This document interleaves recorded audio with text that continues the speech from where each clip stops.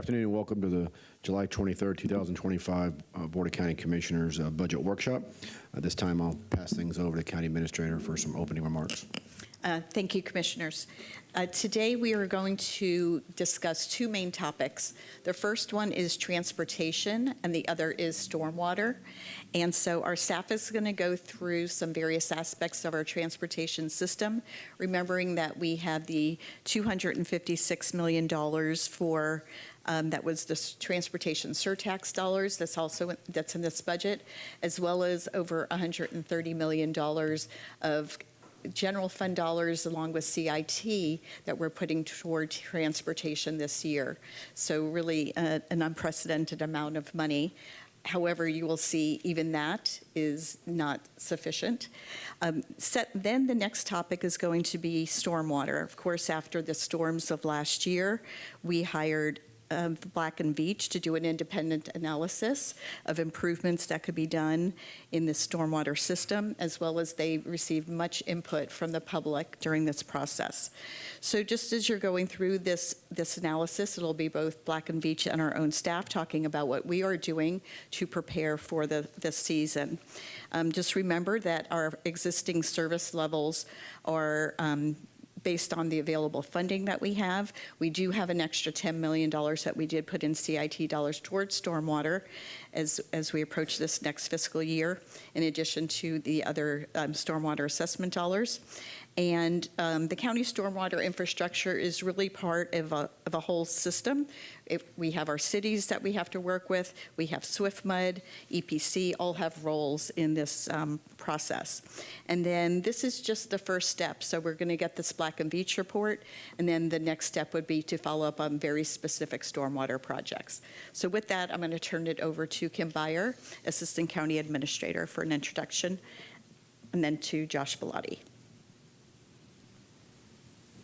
Good morning, Commissioners. Kim Beyer, Assistant County Administrator.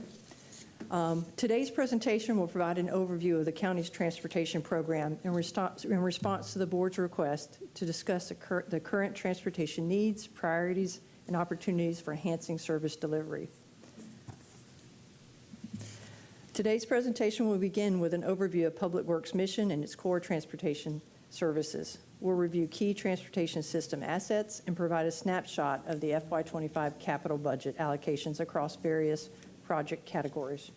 From there, we'll take a deeper dive into the program areas focused on preserving existing infrastructure and improving the system throughout new investments. From there, we'll conclude with looking at our challenges and opportunities for improvement. Public Works is committed to building and maintaining and improving a safe and reliable transportation network that serves all users. Our mission is rooted in ensuring safe and efficient, accessible mobility across the county. Our core services are divided into three main areas operating the system: around-the-clock management of traffic operations and routine maintenance, such as traffic signal operations, pothole patching, mowing, and tree trimming. All of these functions are funded through the annual operating budget. And then we move into preserving the system, which is our capital investment in maintaining and rehabilitating infrastructure, which is repaving roadways, replacing broken sidewalks, and repairing and replacing bridges. And then finally, building for the future. That's our capital projects that's focused on enhancing the system, improving intersections, relieving congestion, and expanding multimodal facilities. Hillsborough County's transportation system is one of the largest and most complex in the state, serving over 1.1 million residents in unincorporated Hillsborough County. Our key assets include 7,400 miles of roadway. That's larger than 5 state DOTs. 292 bridges, the largest municipally owned bridge inventory in the state, and nearly 600 traffic signals operating across 900 square miles. There's 3,400 miles of sidewalk and over 3,000 pedestrian crossings. A network of this magnitude requires ongoing maintenance and capital investment to meet current and future demands. This slide breaks down a snapshot of the FY25 capital budget for transportation, broken down by those program areas, preserving the system and improving, building and improving. And as you can see, the large surge in dollars in the repaving reflects an increase for the $208 million of surtax dollars allocated by the state for 77 state-identified projects, resurfacing projects. As we proceed, we'll explore these categories and their funding in more detail. At this point, I'll hand it over to Josh Bellotti, our Engineering and Operations Director, and he'll walk us through programs that focus on preserving and improving the transportation system. Good afternoon, Josh. All right, thank you very much. Good afternoon. So we'll get started in the preserving the system area, leading off with the pavement program. The yearly funding for this program is primarily from gas tax and ad valorem. In the last few years, we've also been utilizing CIT, and we'll continue to do that with the CIT renewal. And then, of course, we also currently have the surtax funding, which is a significant one-time source. The county has a robust condition assessment methodology in place to identify and prioritize the roads with the worst pavement condition. The county now employs a digital data collection process, vehicles equipped with infrared and other sensors to detect pavement defects, to capture the condition of every bit of roadway, and we complete and update the entire roadway network every 2 years. Previously, this had been done through visual inspection of sample roadway segments. And so this new method has really enhanced the accuracy and removed the subjectivity. The numerical pavement condition index, or PCI, is the primary factor for prioritization. And we do group the projects into 3 different types, as you see here. The largest in scale is the major roads, and those are the main arterial and collector roadways, such as Waters Ave, Howard Ave, Bloomingdale, et cetera. Often multi-lane roads, and sometimes with divided medians. These projects take multiple years to deliver due to the more complex, detailed planning and engineering design and extensive construction considerations for maintenance of traffic. The local road groups are the neighborhood roadways, which we group together into neighborhoods or clusters of roads for efficiency, and they're delivered on a shorter time frame, usually through work order construction contracts. And the final and smallest type is the localized repair. And this is a repaving project not of an entire road, but just a small segment that may be in exceptionally bad condition or creating a safety concern. One of the questions the board was interested in is how does staff prioritize and implement roadway repaving projects, and how overlapping projects are scheduled and managed to ensure timely delivery and cost-effective delivery. So this chart helps to illustrate the different time frames that each of these paving project types follows, from the localized repairs to the local neighborhood paving and then the major road repaving. The localized repairs, unsurprisingly, have the shortest time frames as they move through the project phases. The local roads have a bit longer process of development and design, which is usually completed with in-house staff before they're handed off to a work order contractor. And the major roads have the longest because they're the most complex. These roads require much more coordination and planning on the front end, with overlapping projects for stormwater or utilities, the more complex drainage systems that are in place, as well as multiple side streets and signalized intersections that are also often involved.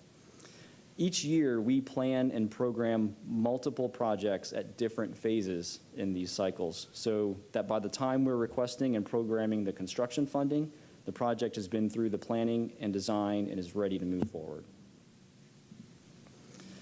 The next element of preserving the system is repairing broken sidewalks. Now, we know we have a long-standing backlog here because the needs are so great and the volume is so great. We mentioned earlier the 3,400 miles of sidewalks across the county. That's nearly 18 million linear feet. The way we prioritize these projects is actually very simple. Just like the neighborhood road repaving, these sidewalk projects are grouped into neighborhoods so that the project can address all the broken and damaged sidewalks at one time. The backlog is sorted by the oldest request in each project group, and each year we program as far down the list as the budget allows. Now, for many years, the level of funding did not get us very far, which is why we're still addressing requests that were first made 10 years ago. But the good news is that in the last few years, under the direction of this board and the county administrator, the funding allocated to sidewalk repairs has increased significantly, and we've been able to reduce the overall backlog by about 9%. Now, there's still 900 neighborhoods, nearly 900 neighborhoods that remain in the queue. So there's a lot of work to go. But the good news is that we're really starting to make progress, and we'll continue to do that going forward. We've also come up with a couple additional strategies, utilizing some of our operating resources to help address some of the more critical needs. We established a Sidewalk Action Team, or SWAT team, that's focusing in on making point repairs at critical locations where we might not be able to get to with the capital program for a long time. We also established a Sidewalk Repair Partnership Program, which allows for homeowners to get a county reimbursement for making their own sidewalk repairs in front of their home. The last of the Preserving the System programs is bridge repair and replacement. Now, we mentioned earlier what a large number of bridges the county has in its inventory, nearly 300.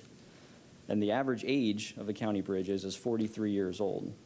We have some bridges in our inventory that are quite a bit older than that. In fact, 2 are on the National Historic Registry. And our bridges are a critical component of the transportation system in terms of both connectivity and public safety.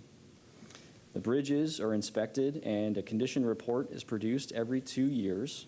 Our bridge engineers evaluate the conditions along with safety risk factors such as traffic volume and speed, detour length, and flood susceptibility, and use this to prioritize and program rehabilitation projects for design and construction.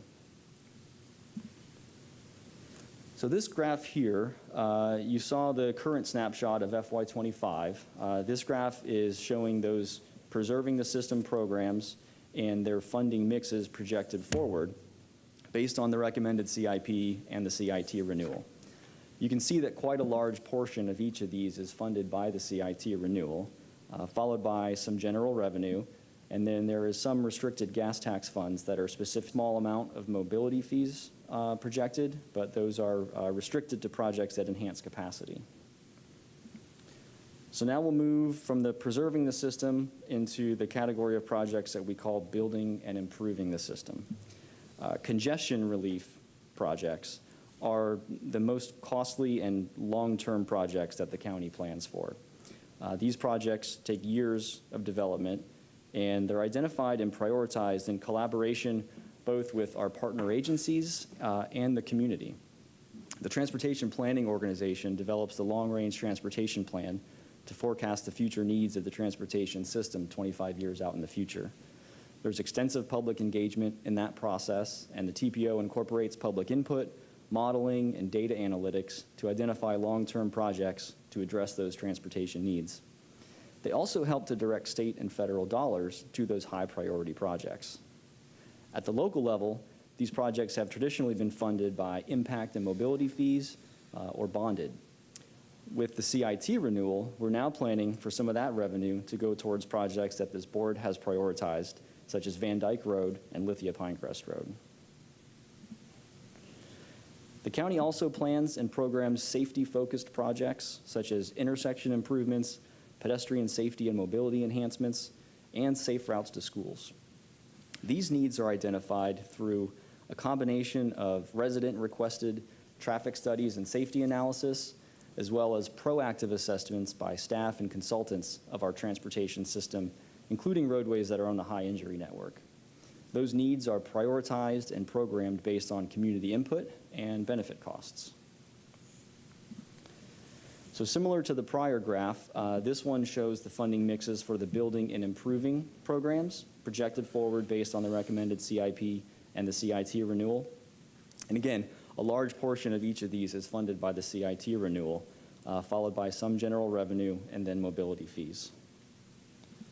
And then this next graph summarizes those prior to and shows all of the transportation programs, the Preserving the System and Building and Improving the System, with their total funding projections based on the recommended CIP and the CIT renewal. Impressively, this represents a $1 billion investment by the county in its transportation system. We just want to touch briefly on some strategies to maximize the use of transportation funding. So the first is to focus on preservation, incorporating pavement preservation treatments to extend the life of pavement on our roadways. The second is leveraging technology, for example, upgrading our traffic signal controllers and management system with smarter signal timing to help relieve congestion. The next is to focus on enhancing safety by implementing low-cost retrofits that are easily mobilized and can be accomplished in-house. Continuing to leverage our partnerships, collaborating with partners like FDOT and TPO, for example, like with Big Bend Road. We'll continue to explore additional federal and state grant opportunities. And finally, optimizing resources, using a balance of contracted as well as in-house service delivery for addressing things like sidewalk repairs and resurfacing, for example. And so now I'm going to hand it back over to Kim to finish by talking about some challenges and opportunities. Thank you, Josh. Some of the challenges that we're seeing currently are staffing shortages. We're experiencing challenges in attracting and retaining skilled personnel, especially in our engineering and project management roles. Private sector compensation is significantly more competitive, making it difficult for us to maintain consistent and experienced workforce. Contractor and material availability is also a challenge. With a high volume of infrastructure projects being awarded across the state, we're facing an increased competition for qualified contractors. This demand also impacts material supplies, particularly for our traffic signal and intersection components, which have created additional challenges in project scheduling and delivery. And on the maintenance side, growth and expansion of our service area is increasing the demand on staff and equipment, as well as impacting our response time. Some of the strategies that we're using to address these challenges include collaborating and strengthening our partnerships with agencies like DOT and adopting some of their best practices and maximizing our joint efforts. Additionally, we're targeting recruitment. We're reclassing some of our vacant roles, updating job descriptions and qualifications, and using industry job boards and professional associations to recruit qualified candidates. We're engaging local vendors, building strong relationships with contractors and suppliers. We're anticipating some of the material lead times and ordering those ahead of the project, and sharing best practices. On the workforce development side, we're creating clear career paths and offering training opportunities to help our staff grow and advance within our organization. And on the maintenance side, we're bringing in additional contractors as funding becomes available to help our service units in responding to the growing number of service requests for tasks included like mowing and ditch cleaning. And finally, we're benchmarking our operations against FDOT and other counties of similar size. This will allow us to identify best practices, pinpoint areas for improvement, and discover new ways of enhancing efficiency and driving innovation. That concludes our presentation. Josh Bellotti and I are here to answer any questions you may have. All right, thank you. I've got a couple of comments. I don't think it's really questions, but I'll go in order. One with respect to the resurfacing, and I just jotted some notes. I'm kind of all over the board, so bear with me here. I appreciate the process, the PCI process, and I don't question that, other than it's been my understanding through the years that does not, or we do not consider aesthetics or really how the road looks is what I'm saying. It's more if it's structurally sound. I mean, that's my understanding. I'm not disagreeing with that process. However, just wanted to kind of educate those that may not know. 10, 15 years ago, the county made a decision to use a cheaper resurfacing project that initially saved county money, but required additional applications 10, 12, 15 years down the road. And so there are many neighborhoods, particularly in the Northwest, and probably throughout the county, where you have entire neighborhoods that staff will tell you are structurally sound, yet they look horrible. And when you drive through, there can be buckets of gravel in the gutter because the road's completely deteriorating. Now, you don't necessarily see the cracks, and you don't see the pothole being filled, the pothole being filled, the pothole being filled, but it's terrible. And when you look, inevitably, when you call staff, okay, where's this project? Oh, it's ranked 240th, 350th, and we'll get 50, 100 emails or complaints on that one, and the project, or the neighborhood that's ranked 5th, we never hear from.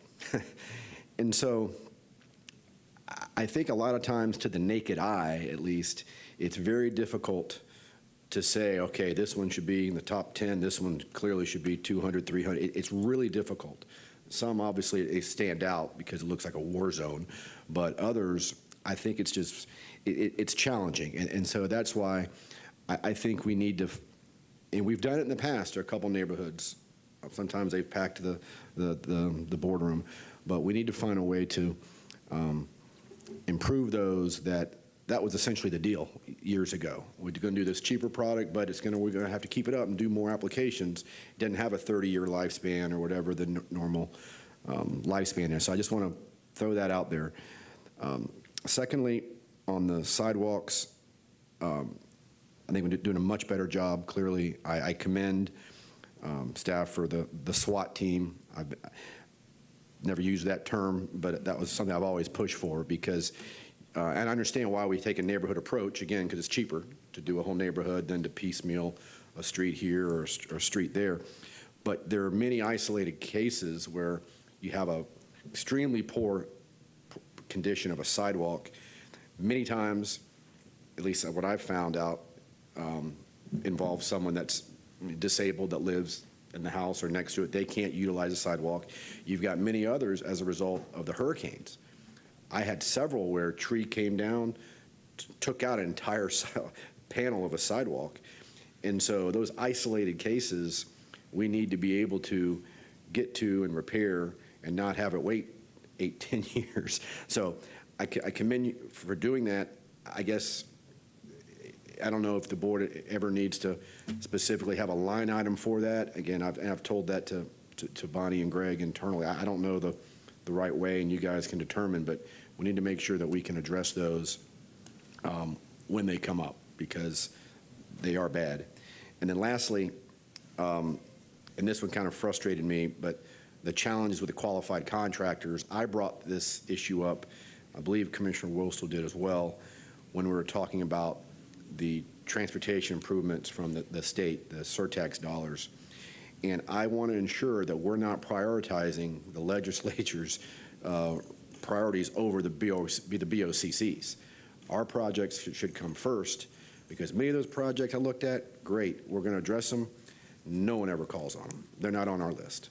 And so we got to make sure we're not putting our prioritized projects at risk of being delayed because we have these projects that the legislature gave us because we have this limited amount of time in order to spend the money.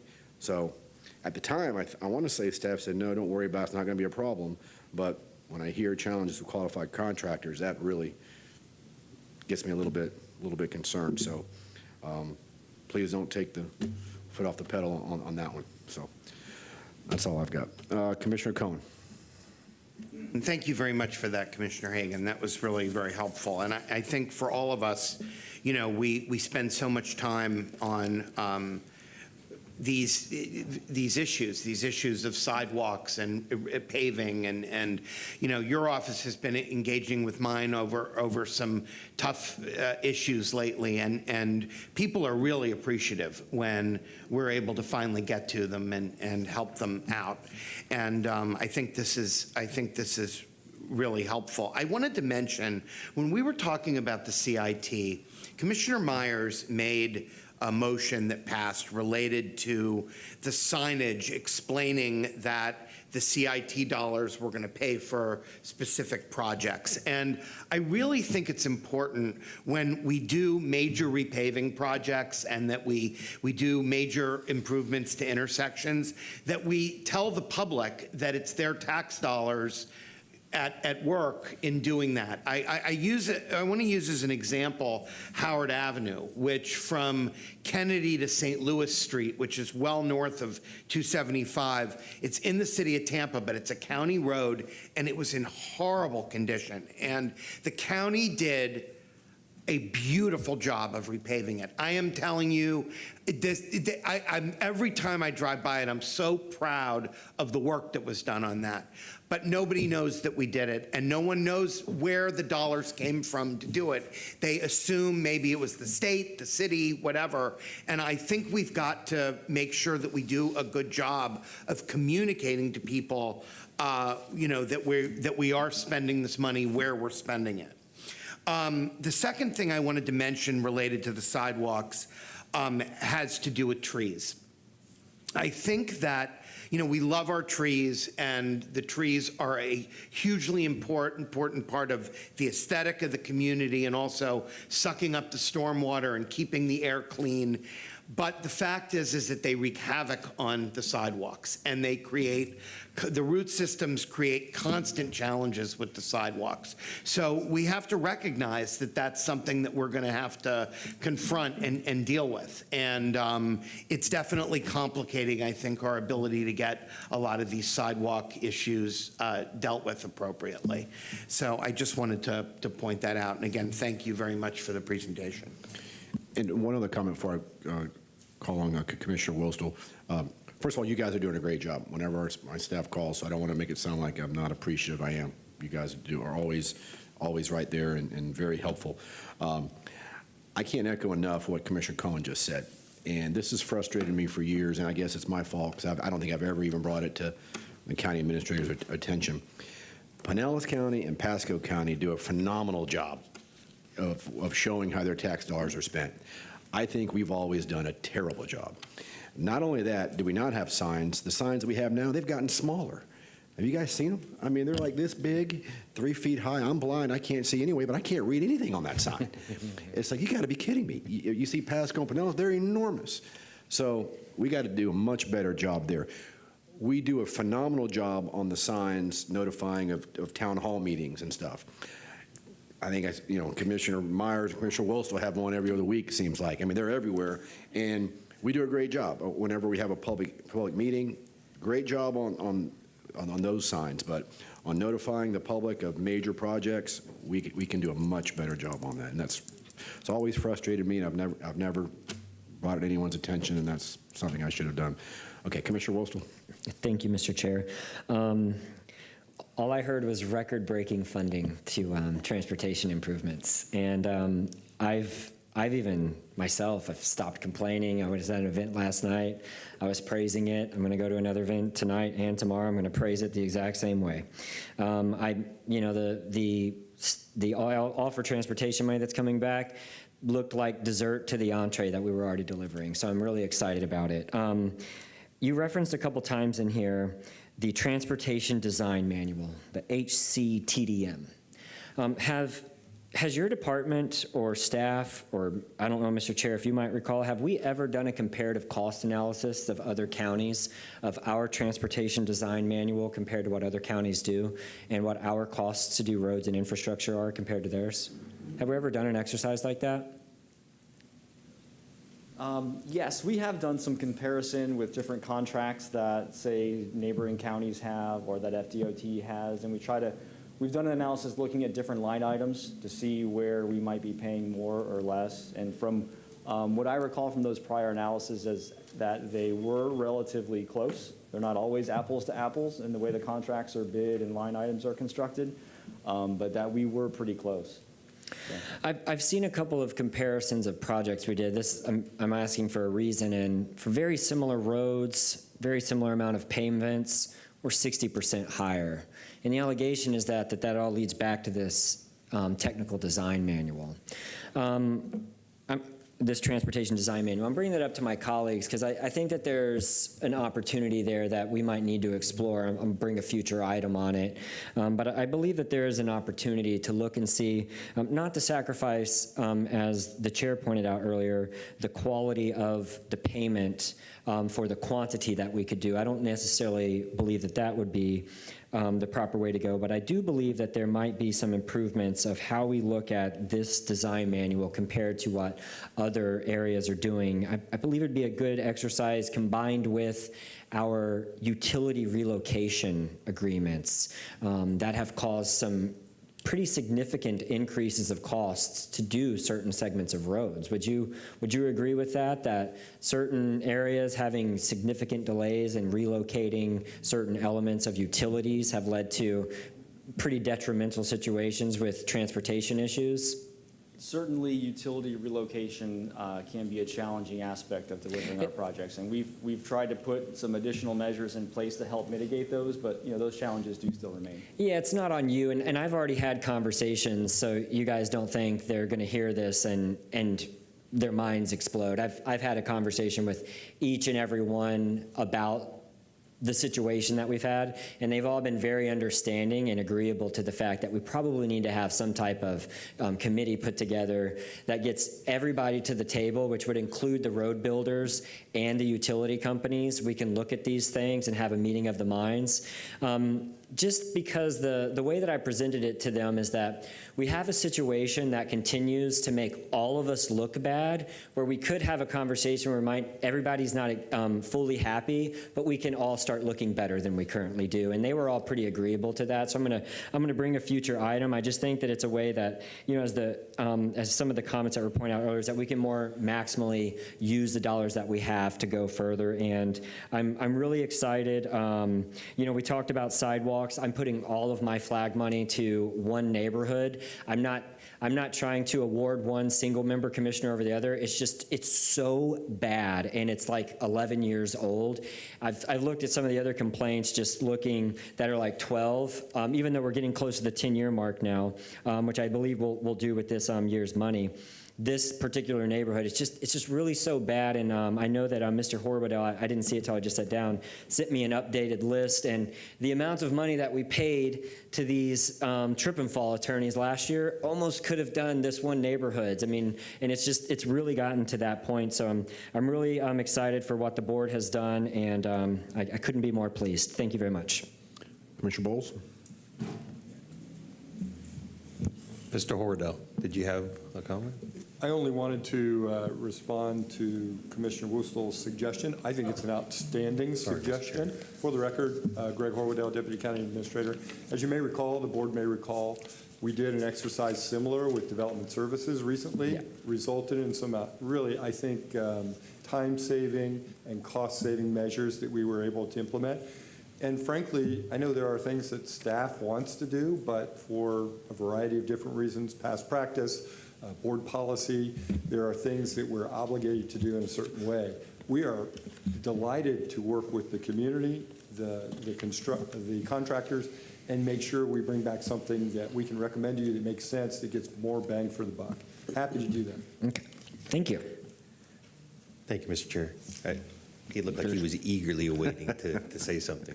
All right, appreciate it. Yeah. So, interestingly enough, on the timetables of projects and whatnot regarding our third-party utilities that we have, I brought something to Ms. Byers here not too long ago about working with at least TICO on having them form at least a point of contact between the two. I'm sure you're working on that with an agent over there, so that we could not have these problems that popped up if we wanted to use the Bell Shoals as a perfect storm of examples of how we can get rid of that problem ever happening again. And I believe that, again, I think you're working on that right now, but I think absolutely including the contractors and the road builders and all those other ones that are also included in that, so that we're not falling behind in getting that committee together, I think would be a fantastic, certainly a fantastic step forward in that. Do you have anything? Yes, sir. I wanted to add, thank you for connecting us with TICO. We are meeting with them quarterly now to go over our construction projects and planning those utility relocates. We'll also be meeting with the other utility providers, the TICOs, the Frontiers, to talk about utility relocation. Additionally, we've hired a utility coordinator, which is crucial in the coordinating, kind of the quarterback of the construction project, working with the utility providers and our team. Now, that was one of the challenges. We utilized a contractor for that previously. They weren't getting the job done on the county's behalf. They didn't have the weight of the county behind them. So this person does have that position and is able to work through these projects more readily and easily. Yeah, that's fantastic, and I look forward to supporting Commissioner Wistle's item when it comes forward. The other question I had, and I didn't know this, and as we've been talking, I've been kind of surfing our website here. You mentioned that a homeowner could repair the sidewalk out in front of her, and they can get reimbursed a certain amount. Is that true? How is that? So I'm looking on, and I'm pretty familiar with the website, the different areas.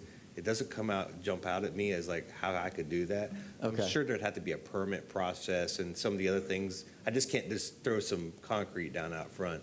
Yeah, there is an application process. You're required to have a licensed contractor obtain a right-of-way use permit, go through all of those steps. But it does allow for a reimbursement of up to $1,500 for each homeowner to do that.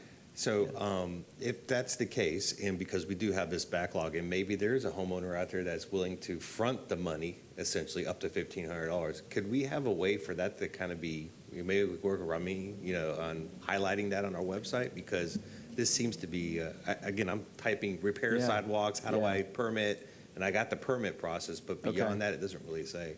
And I think that would be another useful, for those places that someone wants to be proactive, we could do that. Agree. That's very good feedback, and we'll work to make sure that we get that message out to people more readily. I know we've utilized it for folks that have called in and requested repairs as one of their alternatives, and it's been a pretty popular program. We initiated it with just making use, setting aside some of our operating dollars, and then as the past couple of years have gone by, it's been more and more popular, so we've been looking for ways to invest more money into it. So. Yeah, if we're having a backlog with contractors getting out there, we can't, get so far behind. If we have someone being proactive, I think it'd be great. So just a suggestion. Thank you. Good, thanks. Commissioner Cameron Topeta. Yes, so Commissioner Hagan was just discussing about the quality of the roads, which is so important.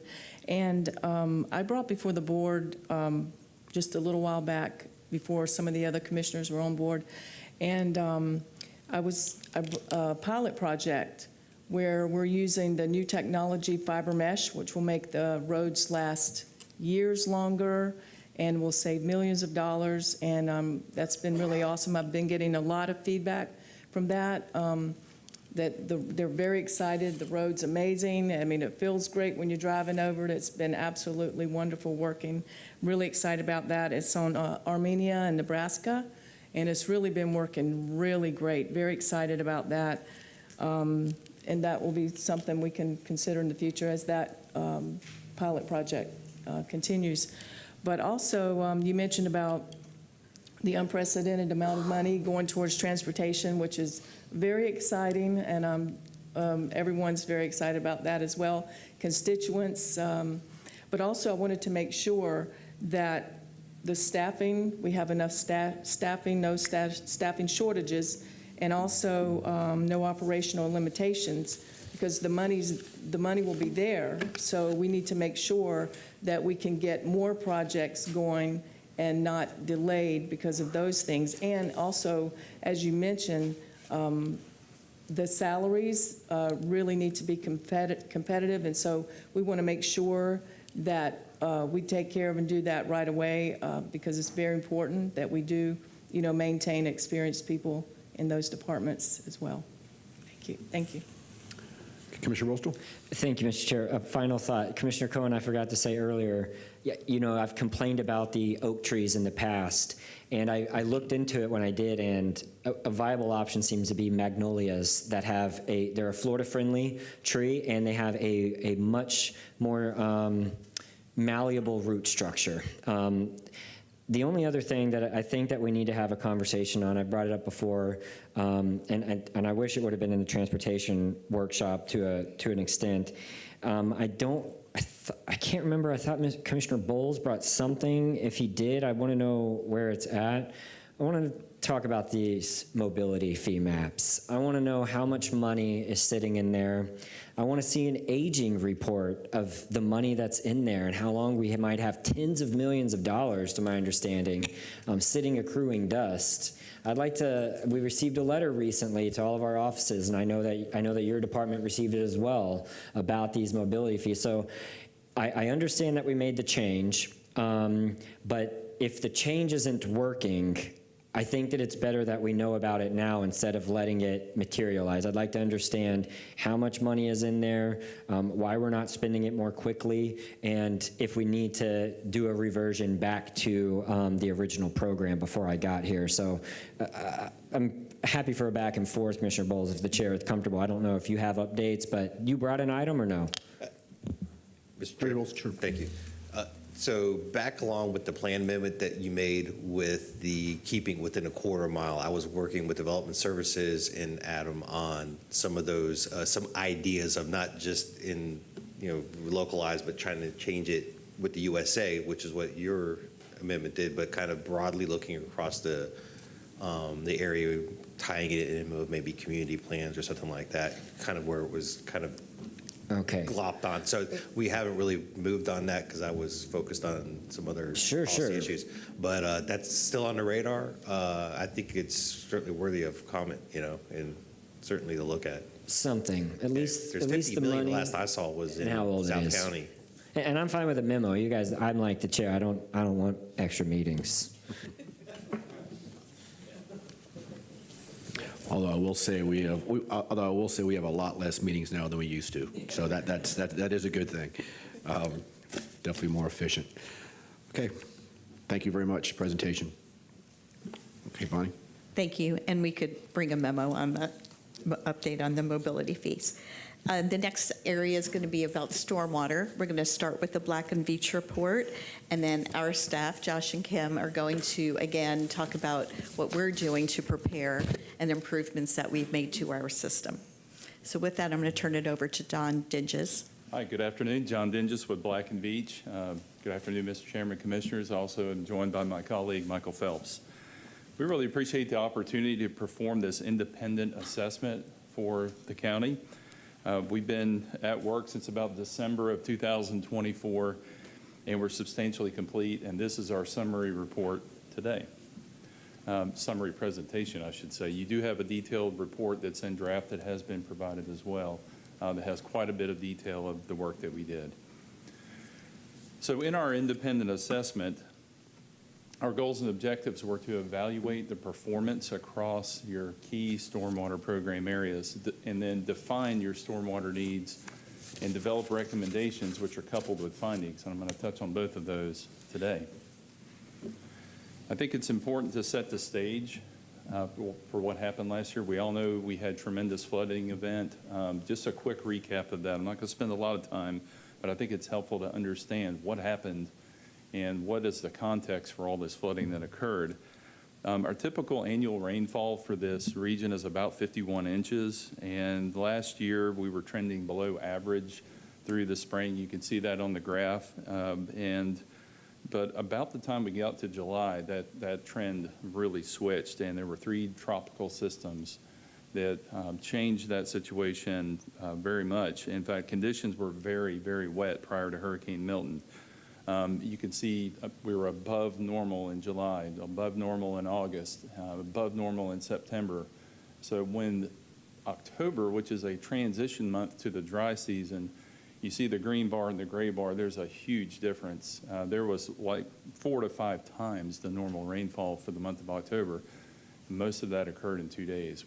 In the conditions preceding that, everything was basically full. The soil storage was absent, surface water systems were very full. So it really was a kind of an unprecedented event. And I think that's helpful context as we do our work and do our analysis.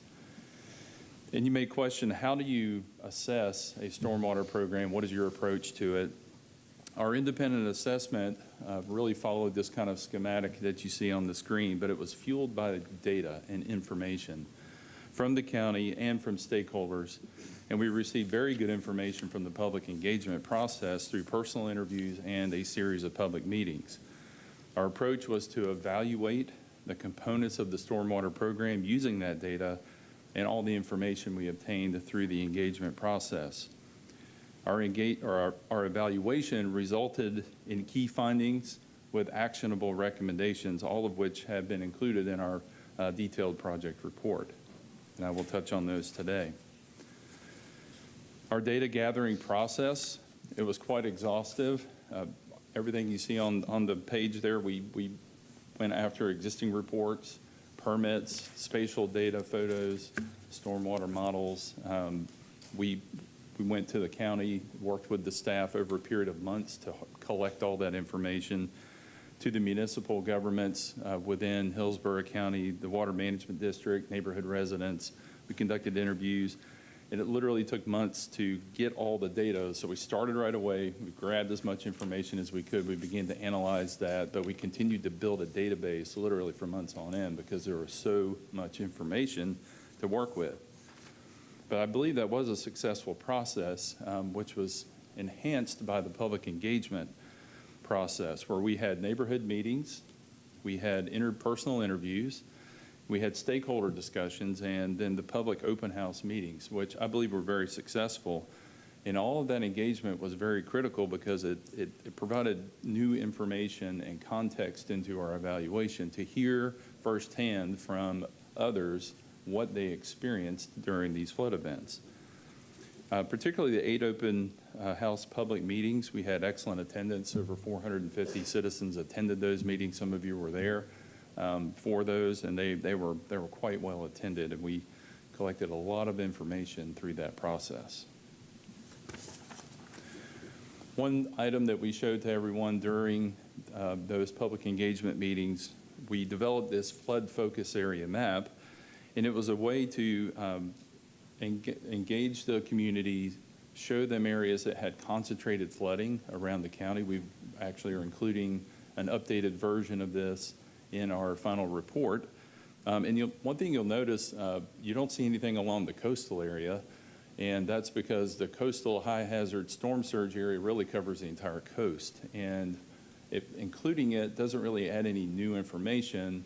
Those maps exist. You can see them on the FEMA flood insurance rate maps, and it's well documented. We really wanted to focus on the inland flooding that occurred from the extreme rainfall. So we displayed this map in the public engagement meetings to orient the participants to areas of concentrated flooding, and it helped to facilitate conversations and receive input from the members of the public.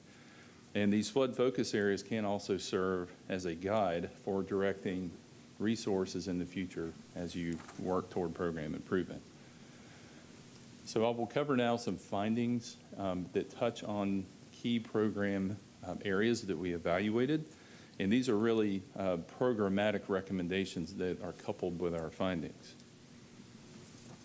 The first is flood modeling.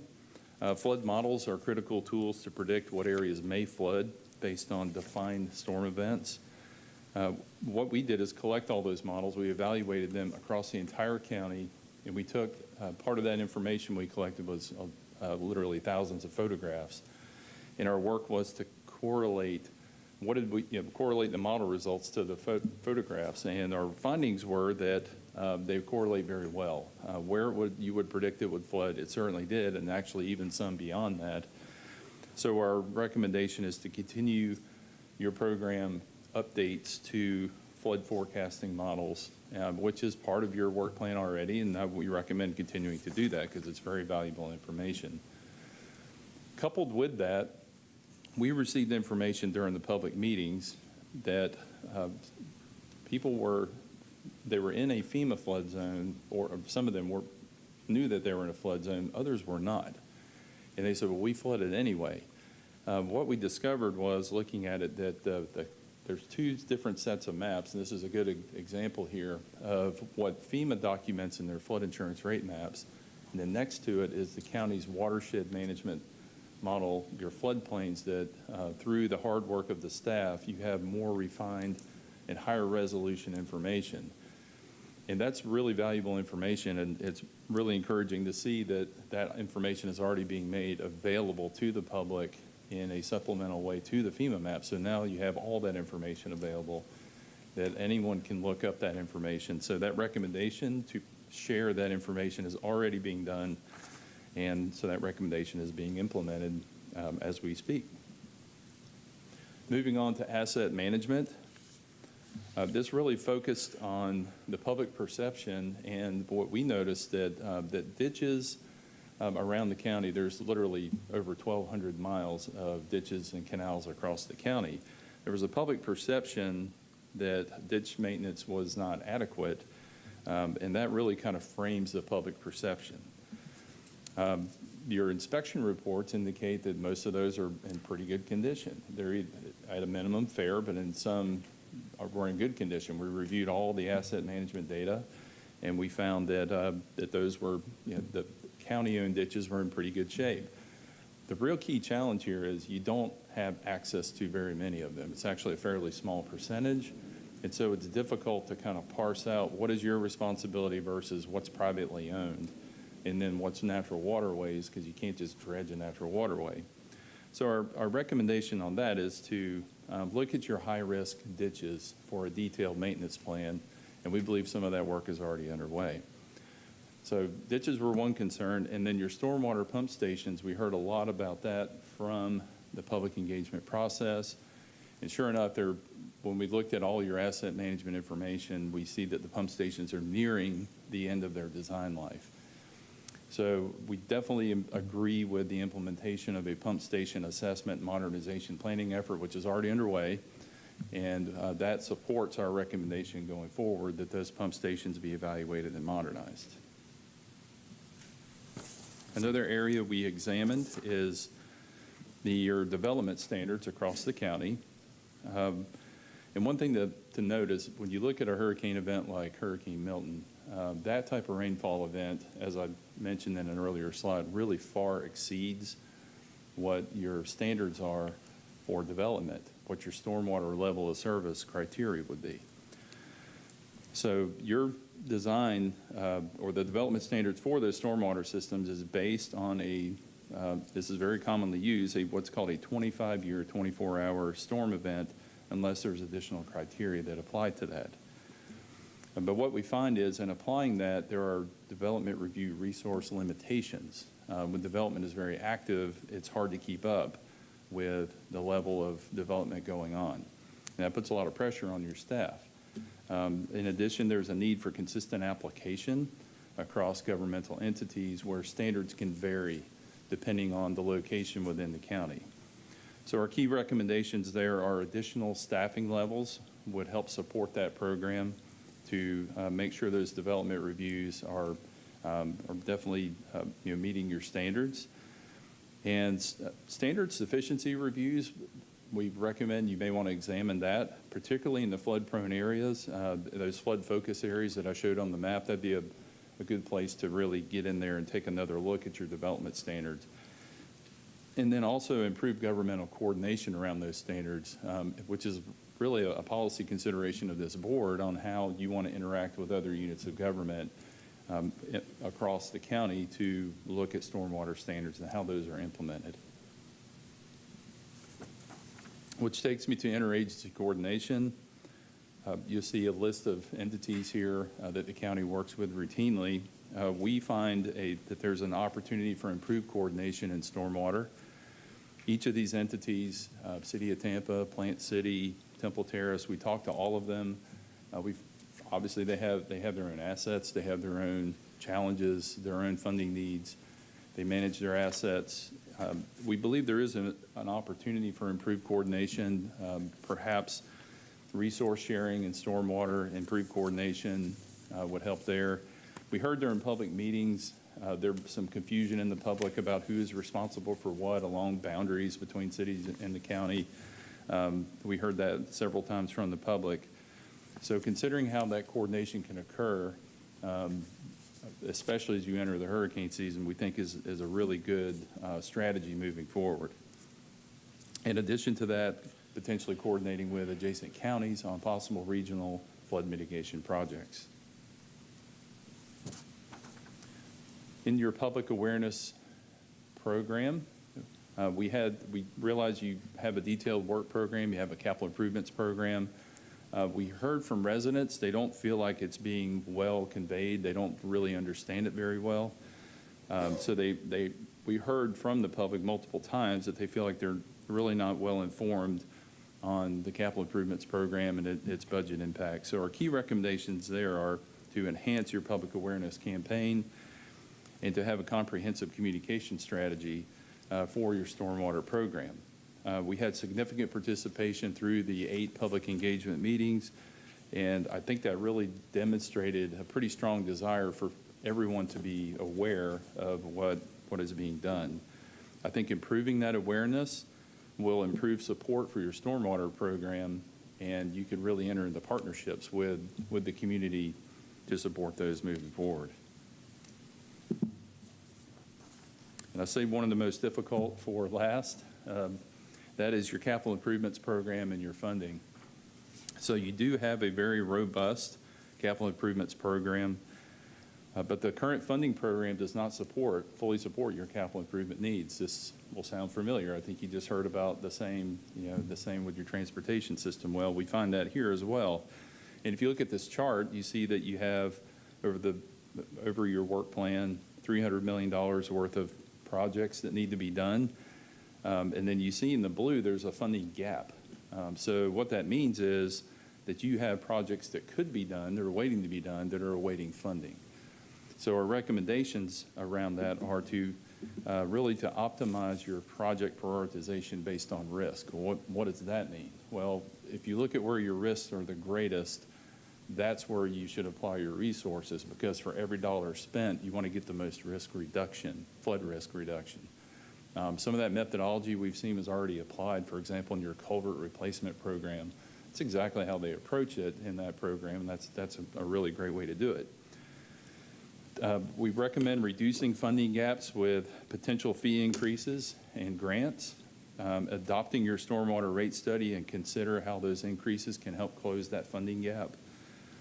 And you're fully implementing your capital improvements plan would potentially result in an estimated $120 million in flood damage savings. Well, where does that number come from? Well, we took a look at all your preliminary engineering reports that have been done for flood improvement projects, and the benefit cost analyses that are performed, if you add all that up, it's a pretty sizable number. So you see, if you were to put additional funding in, you do get a return in terms of benefit to the community around the $120 million. And for context, your stormwater fee is among the lowest 25% within the state. I think that's helpful information as you think about, well, how do we compare to other units of local government? You definitely are down there in the lower part of those. So let me wrap it up just with some quick conclusions, and then we're happy to enter a discussion and answer any questions you might have. In conclusion, you really have a robust and beneficial flood management program, and it's providing significant benefit to the community. Some of your program strengths are flood modeling and mapping, your regulation, and your capital improvements program. We find that those are program strengths, and you should continue to do those. Your opportunities for program improvement are asset management, including ditches and stormwater pump station rehabilitation and maintenance, your interagency coordination, and your public awareness. Those are areas really to focus on with strategic improvements. Now, public outreach for this study was definitely successful. It's really a partnership effort with the communications team, and that really thanks to the communication team and the staff for helping us get that done. And I think continuing the outreach to the public and enhancing that program will help develop more of a partnership approach with the community. As I just mentioned, program funding needs elevated consideration to fully implement your capital improvements program. And just as a reminder, your record rainfall last year led to record-breaking flooding. And personally hope we never see that again. As a county resident, I don't want to ever see that again. But we have to plan. I think it's important for this board to consider planning for those storm events. And finally, the majority of your assets out there, whether they're existing neighborhoods, a lot of it was built prior to current regulation, prior to current development standards. So there's a struggle there with systems that don't meet level of service because they were put in the 40s and 50s, 60s, and they're just not going to provide a very good level of service, even in much lesser storm events. So all that is important context for you to consider. So finally, a big thank you to the Public Works team, the Stormwater team, for collaborating with us. They've been working with us patiently for months on end to get this completed. Thanks to the communication staff, they worked tirelessly with us to get the word out, get the engagement hub activated. And thank you to the commissioners that took time to share your insights with us. We really gained some helpful information from all of you. And with that, Mr. Chair, we're glad to answer any questions. Thank you, sir. Appreciate the presentation. Commissioner Worstel? Thank you, Mr. Chair. And also Swift Mud, who I see is in the audience and is mentioned several times in your report. I don't think you got the praise that you probably deserve. We had a citizen create some unnecessary panic on one of our dams, essentially out there, and Swift Mud went out and late at night in the freezing cold with me and their site managers and just showed us that everything was fine and that there was no need for panic. I have not read all 1,164 pages yet, but I did get to 500 almost. And the most significant thing that stuck out to me that I just think that needs to be reported in every newspaper and said to every single citizen, which, by the way, the county has done millions of dollars in the past trying to activate the community to get more engaged. But the reality is when things are good, they're good, they don't come. But then when things are bad, they're very interested and they show up. So I want to defend the county on their efforts of public outreach. I know that it happens, but that's just human nature. On page 39, which is your rainfall section, it specifically says that the results indicate that over an approximate 24-hour period during the storm, portions of the county received between 21 and 23% of total annual rainfall in the county. I am not an engineer, but you are. Do you believe realistically, there is a stormwater management system in America that could handle that unexpected rainfall in a 24-hour period to receive almost a quarter of its entire annual rainfall? Is that a realistic goal for stormwater management to have? It is not. Okay. Please turn your microphone. Economics don't work. I'm sorry? Your microphone wasn't on, but go ahead. Oh, okay, thank you. The answer is no, it's not reasonable because economically you can't afford to build systems to handle that level of service. It just $1 trillion. Yeah. Don't know the number, but it would be, we would have very tiny houses and very big ditches, so it wouldn't work very well.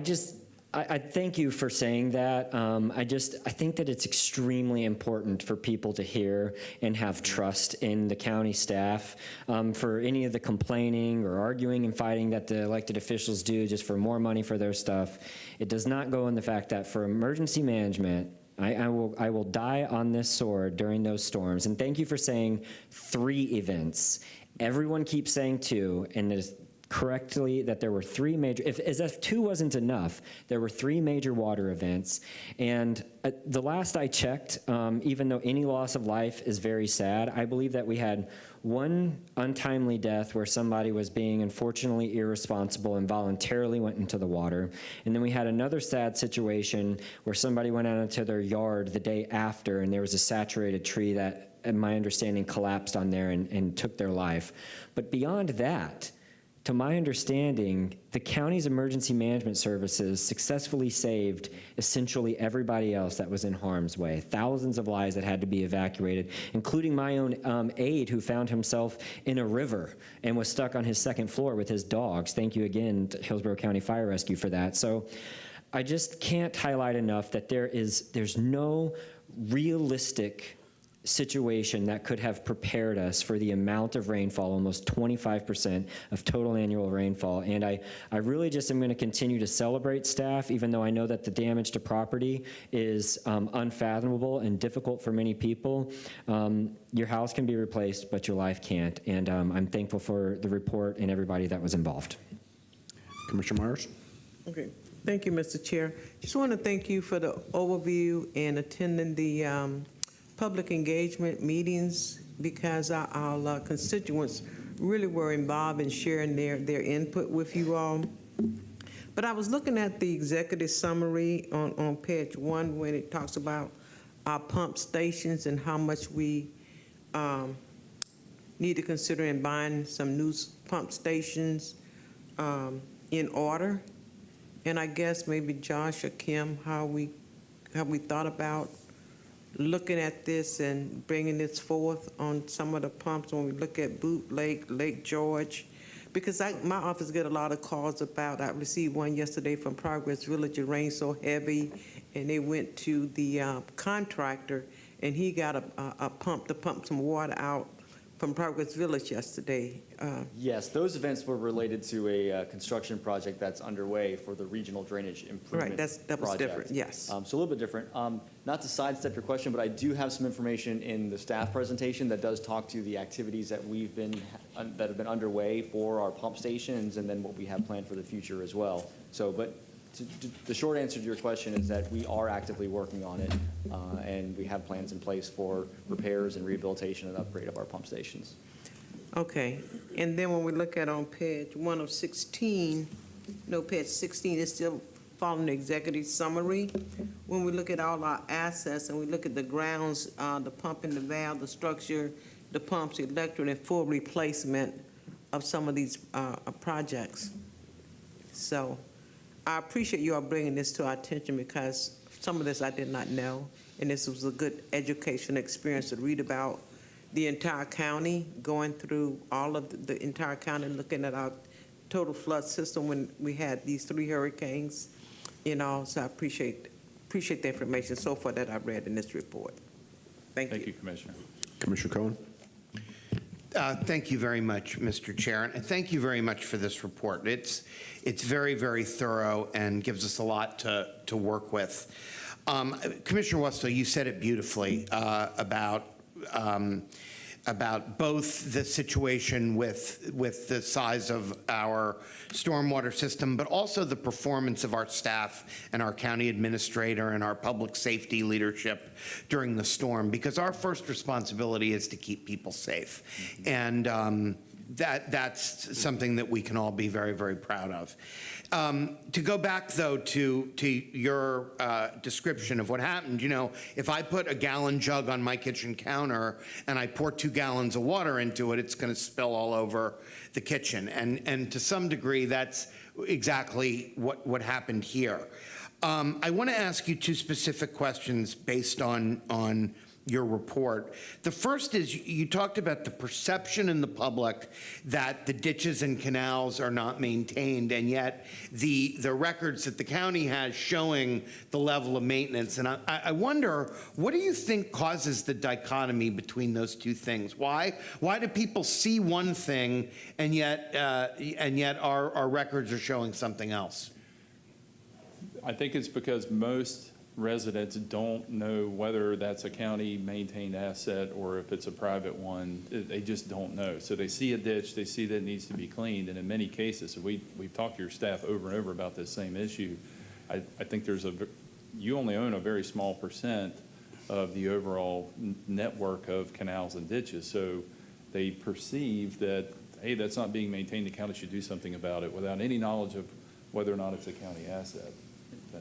Yeah, and I can also add to that too, Commissioner. Some of the confusion also stems from, even on a ditch that is owned by the county, the perception of vegetation in the ditch can often lead residents to think that there's an obstruction or it's going to prevent water from flowing.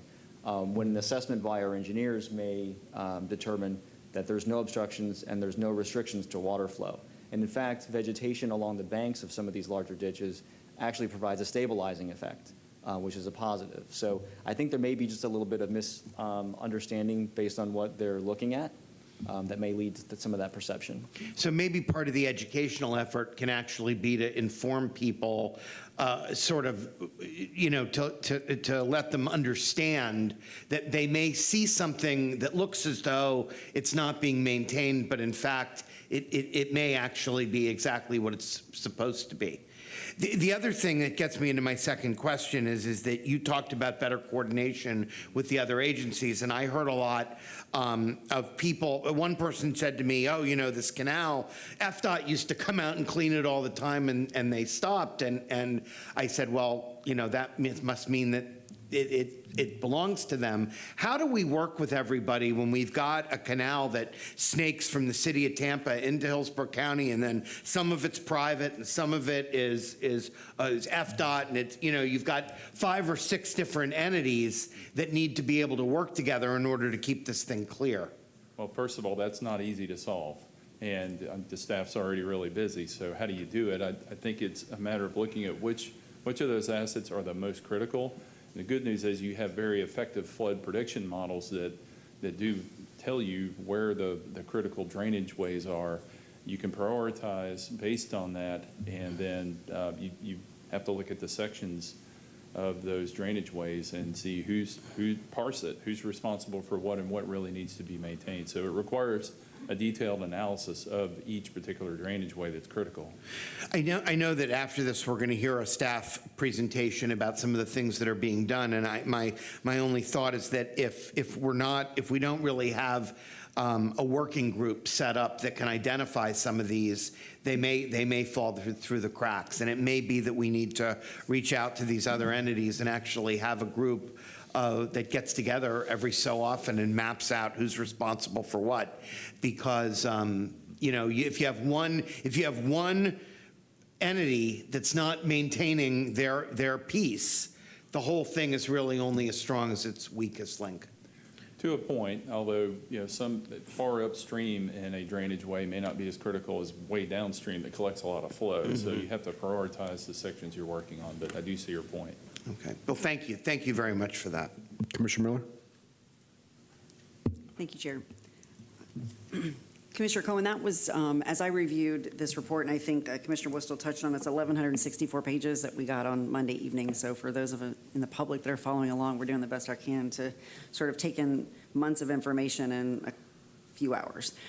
That was my frustration from sort of what came out of this report is like, okay, we understand ditches are the problem, but we still didn't get to any type of solution to that problem of the ditches, for example. Like this is just one component of what they studied. So you have a ditch that runs through private property, city, county, parts of it are owned by, but nobody's taking ownership over that. And so I've even had instances in my district where a private owner says, okay, the ditch is the problem, and actually goes in and takes it upon their own self to clear the ditch out, and then got fined by one of our agencies for clearing the ditch. And so that's what I would like to see is some sort of, it was my understanding, I thought it was SwiftMud was the governing body over all of these types of waterways, but we will never solve this problem if we don't solve the communication problem between those agencies and have somebody that says, this ditch, the water has to flow from here to the bay, and that we have some sort of continuity, because at any point in there's a break or in the flow, then you're gonna have flooding. And so I don't know what the answers are. That's what we paid for the study for, and what I was hopeful that we would have some direction to move towards some solutions with the money that we have coming to the county. And so that's all I have to say about it for now, because I feel like I need more time to research the many months of work that you put into this. Thank you, sir. Thank you. All right. Staff's presentation.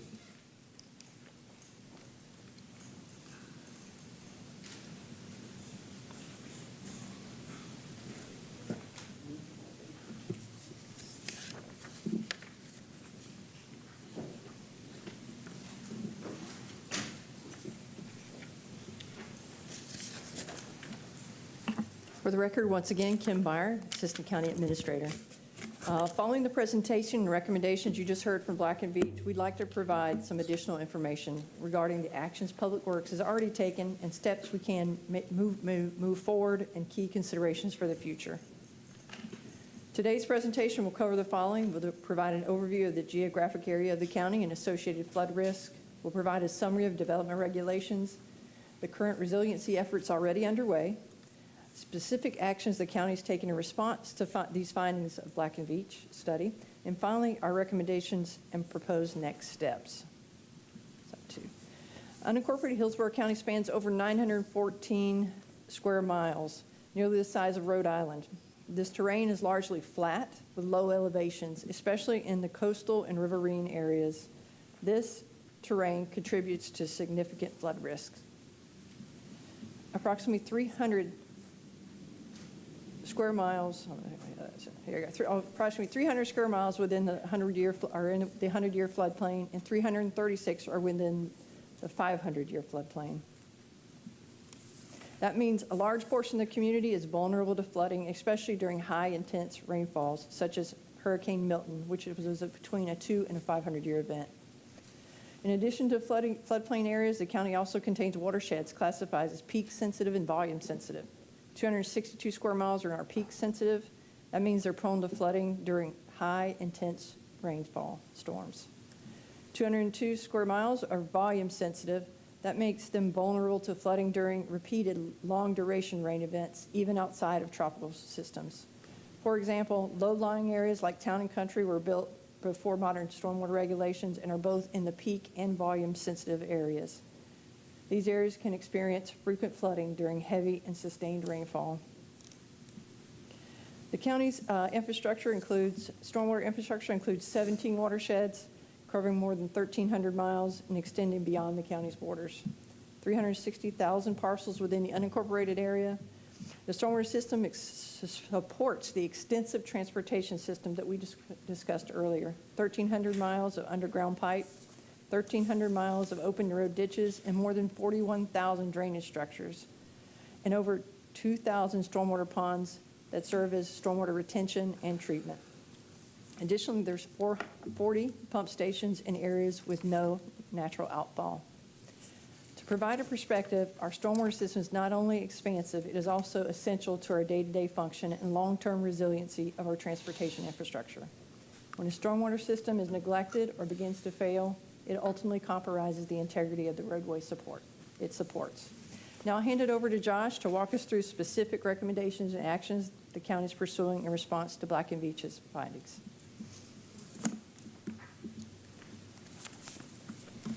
Thank you very much. Good afternoon again.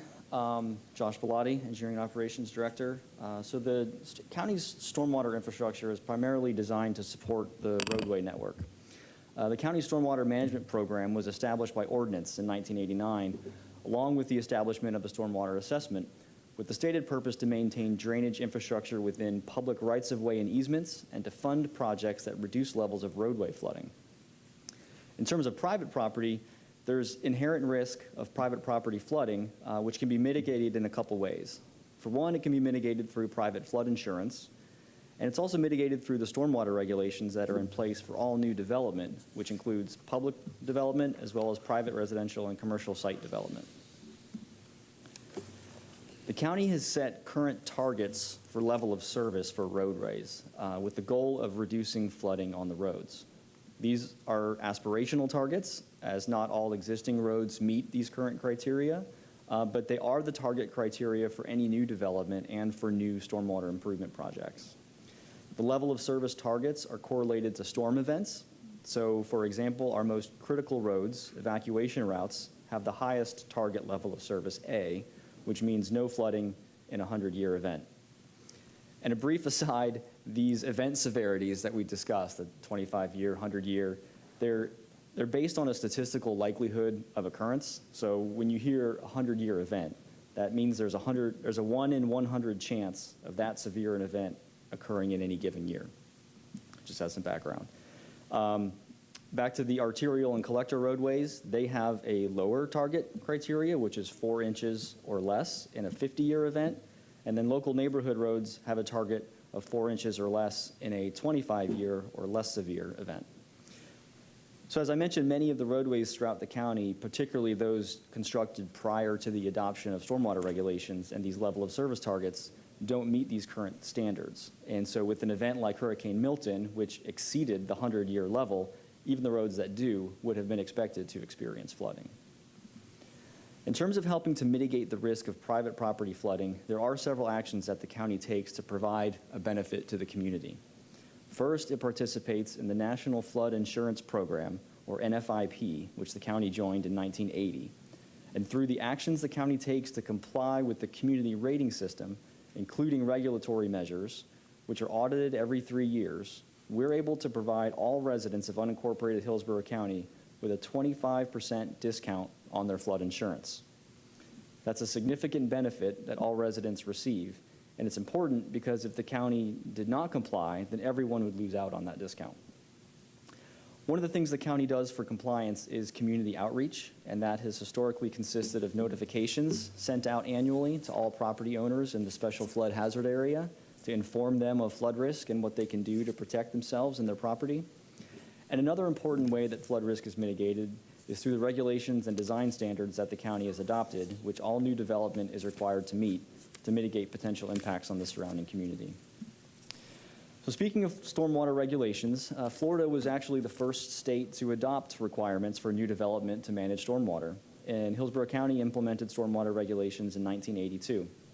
However, as you can see on the map shown on the right, many areas of the county had already been developed by that time, and so a significant amount of the infrastructure, buildings, and impervious area was constructed without having to comply with the stormwater regulations that we have in place today, which is why much of the infrastructure and roadways that we still use today, as well as many neighborhoods in our community, remain more susceptible to flooding because they were not constructed to meet these standards. For example, the town and country area that Kim previously mentioned, and as well as many other areas throughout the county. Hillsborough County does have robust regulations in place for new development when it comes to stormwater and floodplain management, which is supported by the Black and Veatch study. The county, along with SwiftMud, ensure that these requirements are met for new development. Both agencies require the post-development peak discharge to not exceed the pre-development discharge from a site for the 25-year, 24-hour event. Hillsborough County takes those further and has overall higher standards than other local agencies. The county requires compensatory floodplain storage, known as the cup-for-cup requirement. It also has higher standards in those peak and volume-sensitive basins that was described earlier, and it has a requirement for 72-hour recovery of stormwater ponds. So we're going to talk briefly now about what the county's been doing to improve resiliency. We had a lot of impacts from the hurricanes last year, and a substantial amount of effort and sweat hours have gone into making repairs and restorations to our infrastructure, such as where we had washouts or erosion, stabilizing banks and restoring ditch grading, repairing our pump stations, and enhancing the overall maintenance of the system to ensure it's fully functional and ready for the season that we're in now. All of those efforts have required a significant amount of staffing and resources, and we have brought in additional contracted support as well to supplement staff's abilities to keep up. Public Works has been able to accomplish quite a bit in the months following the hurricanes last year and leading up to the start of this next season. Our crews have jet-backed 81 miles of buried stormwater pipe, cleared 165 miles of open roadside ditches, trimmed and removed trees, and cleared out well over 4,000 drainage inlets to ensure water can flow. Our stormwater and engineering inspection team has also been hard at work inspecting our major conveyance systems and investigating flooding and drainage concerns. We understand that residents are concerned about flooding. So many of our neighbors suffered terrible loss last year due to the unprecedented events. And so they've been understandably worried about what this season will bring, and they want to ensure the drainage systems are functioning to their top potential. And we want that as well. So we respond and investigate to each one of those concerns, and we've conducted well over 600 stormwater investigations across the county. Our teams have completed considerable efforts to ensure the county's pump stations are ready for this season. As Commissioner Myers asked about earlier, we've rebuilt and replaced pumps and control panels, conducted thorough inspections and maintenance services at all 40 of our pump stations, and additionally, we've hired an industrial electrician dedicated to pump station operations. In addition to the permanently installed pump stations, we have additional trailer-mounted pumps that are ready to deploy as needed to areas around the county. We've updated all of our portable pumping plans for the various areas that may need it, and worked out all of the details such as the discharge and connection points so the deployment will be quick and seamless. And finally, our staff has been making progress on a multi-year effort to convert water level gauges across the county to be remote monitored, allowing for efficient real-time data collection and monitoring, not only of the Hillsborough County gauges, but USGS and SwiftMud gauges as well. To date, we have 94 of these installed around the county, and with about 8 additional locations being added each month, we have a goal of reaching 180 by the end of next year. So we now want to talk about the actions that the county can take away based on the recommendations you just heard from Black and Veatch. And some of those key findings and recommendations include enhancing community outreach, increasing stormwater maintenance, and funding capital needs. So the first, community outreach. We saw great interest and participation at the community meetings held as part of that study. And some of the feedback included residents who didn't expect to flood because they weren't in a FEMA flood zone. However, based on the county's stormwater model, they may have been within the projected 100-year floodplain. So we want to help educate residents on the difference between those and make sure that both are easily accessible to residents so they have all the best available information on their flood risk. Another way the county is working to enhance community outreach going forward is expanding the flood risk information mailers that we send out each year. I mentioned that these traditionally go out to properties in the FEMA special flood hazard area, but this year we've expanded it to also include the county's modeled 100-year and 500-year floodplains and increased the number of mailers sent out to over 157,000. The next recommendation is centered around increasing stormwater maintenance. Understandably, residents have asked for an increased frequency of maintenance activities like mowing ditches and clearing inlets. For example, with current resources, we have a target of mowing canals twice a year. However, residents are expecting that to be done more frequently. We've begun incorporating additional contracted maintenance services to supplement our in-house capabilities, but we know that additional resources will be needed to meet these higher service level demands. And so the rate study that we currently have underway will incorporate those higher maintenance levels to determine the funding needs and the impact on the assessment for the board to consider. Some challenges remain with the expectation for natural waterways that are outside of the county stormwater system of roadway ditches. These natural streams and waterways like Pemberton and Baker Creek, for example, run largely through private property with no public dedication or easements. And so they're outside of what the county maintains through the stormwater program, and they also have environmental permitting limitations as well. However, where there is county ownership or easement and creeks are accessible, we have performed restoration and maintenance activities. For example, an area of Pemberton Creek north of Muck Pond Road was recently cleared by our crews with some specialized equipment. The last recommendation we wanted to touch on is to increase the investment in the county's capital stormwater needs. Staff has prioritized asset preservation as well as neighborhood drainage improvements. The county administrator's recommended budget for FY26 includes an additional $10 million of general funds for those two programs. And going forward, the stormwater rate study will incorporate these additional needs into the rate options for the board to consider. Additionally, the county has the renewed CIT funding available for stormwater, and our strategy is to utilize those for large-scale regional drainage projects. And we'll also continue to pursue state and federal grant funding to supplement those county funds. For example, we've identified over $40 million of potential stormwater projects in the CDBG-DR action plan for infrastructure. This map shows the extent of some of those capital needs for culvert or pipe replacements, as well as stormwater drainage improvement projects, which are designed to help achieve the current target levels. Many of these projects have completed the design stage and are ready to construct when funded. So to wrap up here, I just want to reiterate with these next steps that this isn't the last part of this effort. This is the first of many steps going forward. So some of these ones here that we'll be continuing to follow up on are, number one, completion of the stormwater rate study, which staff, along with our rate consultant, will provide with options for the board to consider for the non-ad valorem assessment going into the next tax year. We're going to continue our deep dive into the natural waterways and drainage systems to inspect, determine accessibility, responsibility, and needs. We'll continue the pilot project that we have in place to develop a real-time flood forecasting system that'll enable us to better predict inland freshwater flooding and be a tool for future planning for infrastructure improvements. We'll continue to develop plans for capital projects for regional and neighborhood flood protection to bring back to the board, as well as continue to pursue grant funding for those projects and collaboration with partner agencies to maximize the use of county dollars. And lastly, if there are policy considerations such as regulatory changes that the board would like to explore, we're open to further evaluating those as well. So with that, I just want to thank you for your time and let you know that myself, along with Kim Beyer and the Black and Veatch team, are here to answer any additional questions you might have. All right, thanks, Josh. Great presentation. Commissioner Bowles? Don't leave, Josh. What? I said, don't leave yet. A couple things about some of your presentation. And again, thank you very much for all the information. So first, as I understand from the slides, you have 49% of our storm system was done before 1982 regulation. Was that what it said, 51 to 49, something like that? About half, is that roughly about half?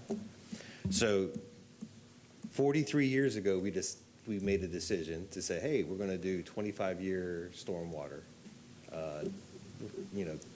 put those into effect. And that's the standard we're still living under. So the early 80s here is when the first rules requiring new develop to manage stormwater went into effect. Yeah. Those regulations have evolved over time to what the current standards are today. Okay. But we use this as the initial adoption of those standards and the implementation of the county's stormwater management program. And to give it an example, the data on the map was shown as impervious area coverage constructed pre and post that time frame. Okay, yeah, that's what I was kind of looking at. So it's not necessarily the 25-year event. It's something that was maybe less than and then has evolved to at least 25 years now. Okay. One of the other things that I was curious about, you talked about the 25% reduction in flood insurance that comes through FEMA. With that, is there anything else that we can do as a county that may possibly provide any additional reductions, or is that a standard that's set that you're aware of? Is that 25 is the best you get?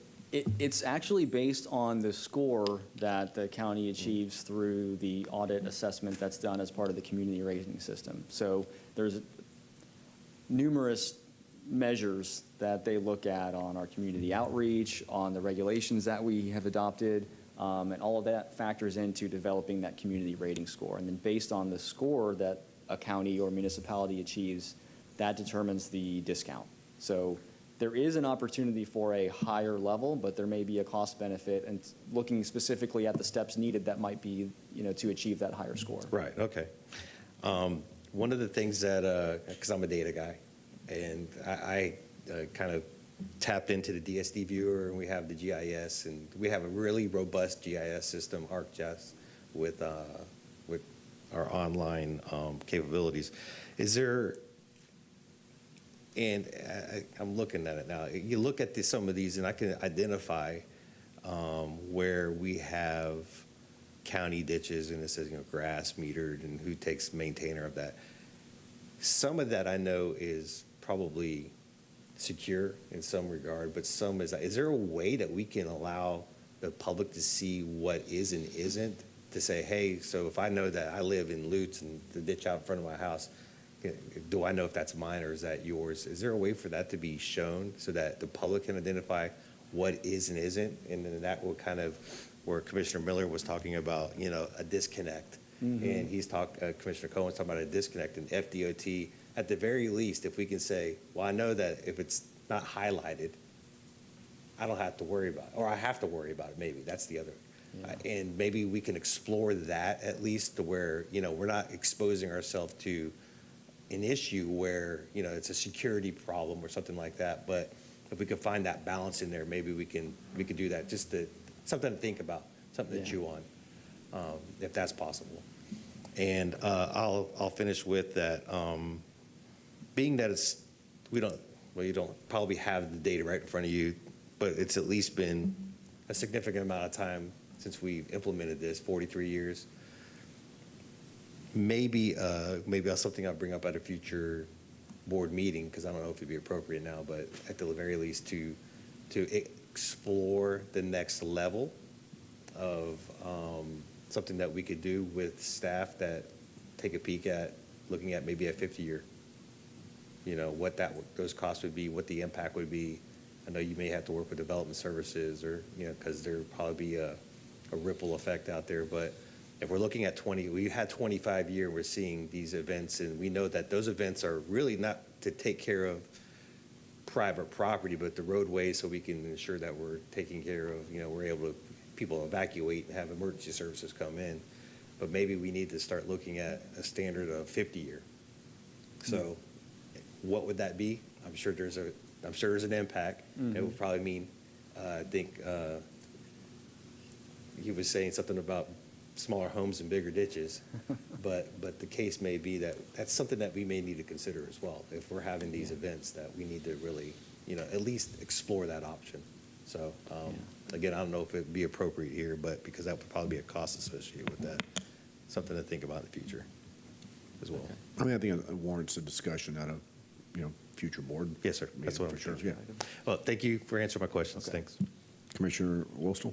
Thank you. Just real brief, it seems like with such a disjointed stormwater management system and all of these various private assets that could be upstream and affect something that we own downstream, it seems like this needs to be handled by the state, and there needs to be some type of unified approach to stormwater management assets in that region. And because we could just be chasing our tails, and then some private agency is not doing their part and we won't know. And it just seems like that's going to be the only real fix to such a massive network. That's the reason that, in reality, the county administrator is in charge of natural disaster emergency management, not the cities. A lot of people don't know that. The county is the emergency management entity, not the cities. And that leads to communication issues that can exist within those local governments, and they shouldn't, because it's a matter of public safety. So I'll leave it there. Thank you. Commissioner Miller? Thank you, Chair. I want to start by saying thank you to the staff and thank you to Black & Veatch, because I believe that you have delivered not only today the presentations, but in the body of work leading up to it. So I want to make sure that I say thank you. But I'm going to take us back to October 23rd, 2024, and my question is directed at Ms. Wise and Mr. Hordell. By a 7-0 vote, item F5, this is what was recorded. Commissioner Miller led a discussion on an item to direct Hillsborough County to work with the Southwest Florida Water Management District to initiate discussions and planning for a potential task force or for a multi-agent coordination to address the water quality, flood quality, environmental management of Shangri-La, Baker Creek, Pemberton Creek, and Lake Finautasassa. This effort should include coordination with the City of Tampa, City of Plant City, relevant property owners, and other stakeholders as needed to ensure comprehensive management and collaboration. The board directed the county administrator to work with Commissioner Miller's office to ensure that appropriate key players on a task force to address the water quality, flood control, environmental management, Shangri-La, Baker Creek, Pemberton Creek, and Lake Finautasassa are brought back as recommendations to the board, in addition to any others that staff may deem necessary. So my question is, do we feel like the goal was achieved? Again, for the record, Greg Horwoodell, Deputy County Administrator. Commissioner, first, thank you for raising this issue with the board. I know all the board members supported the initiative to get the independent evaluation, and that's one of the reasons why today this is such an important effort for the county. We devoted a lot of resources. We view this, I think, as Josh said, as one step. There are many other steps that are part of this effort. The work that's going to be done with Shangri-La, Pemberton Creek, that absolutely involves the coordination that you were talking about earlier and that Commissioner Cohen had also referenced.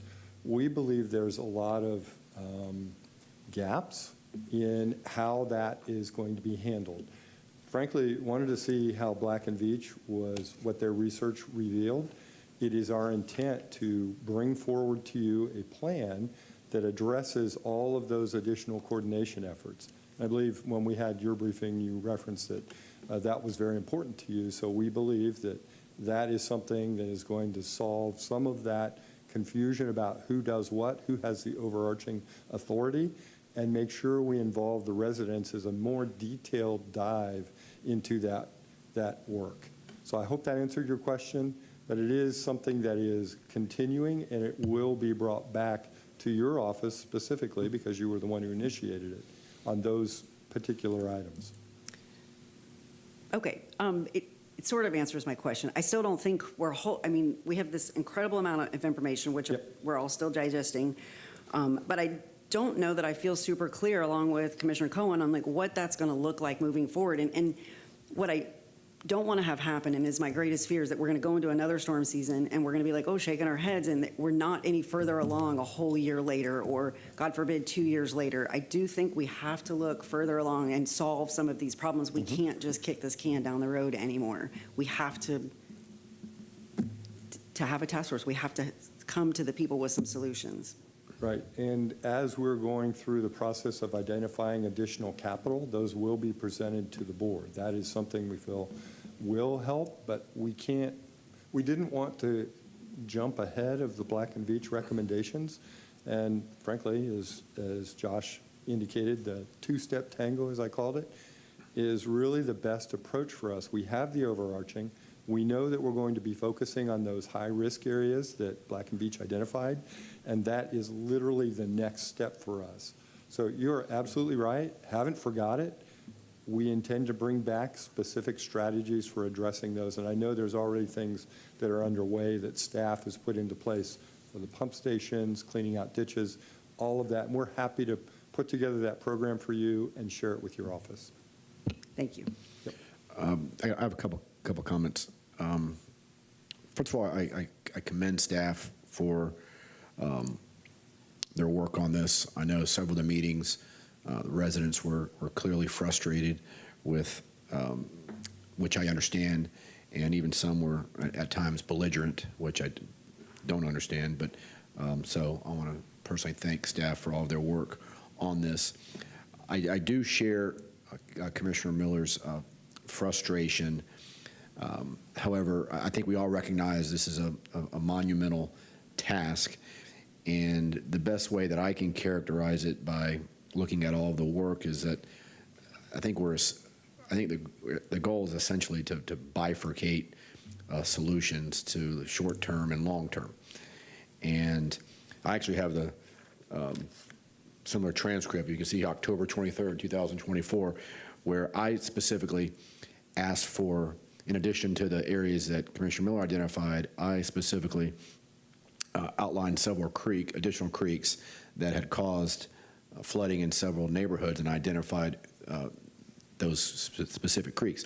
Now, they were not specifically identified or mentioned in any of the reports, which is a little frustrating. However, on page 11 and page 19, there's reference to asset management, stormwater maintenance, and challenges with off-system infrastructure.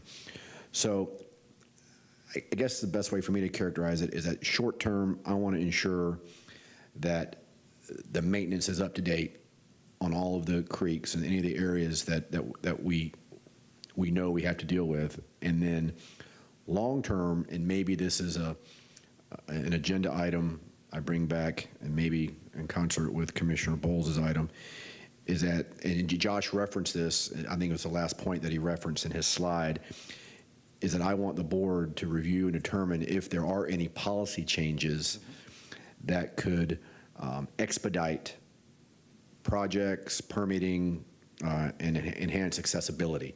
So that, I imagine that's a board discussion that we need to have, and we can discuss how we agenda that. But I want to make sure that we do that in order, so the ultimate goal is to bring back specific projects as soon as possible to address these issues. So I'm probably talking all over the place, but that's kind of, I share Commissioner Miller's frustration, but I think it's a short-term and long-term process, and as much as we can do to expedite or at least identify what that process will look like, I think will give us a little more comfort. Commissioner Cohen. Thank you very much, everybody. And just to add one other thing, you covered this in the report, but I want to just come back to it for a minute. The CDBG money.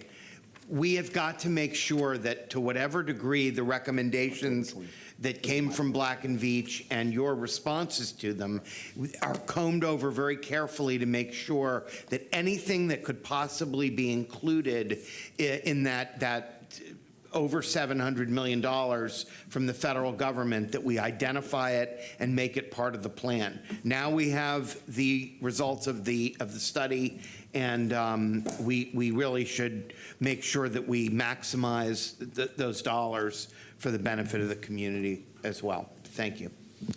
No, once again, Greg, thank you. Josh, thank you to all the staff. Critically important issue, and that we've had an excellent presentation and board dialogue, and I think we're heading in the right direction. Look forward to having a future board discussion on this as soon as possible. Several more. Yes, sir. Yes, sir. Okay, so with that, Bonnie, anything else? We good? No, sir. Thank you all very much for your participation throughout this whole process. Okay, with that, we're adjourned.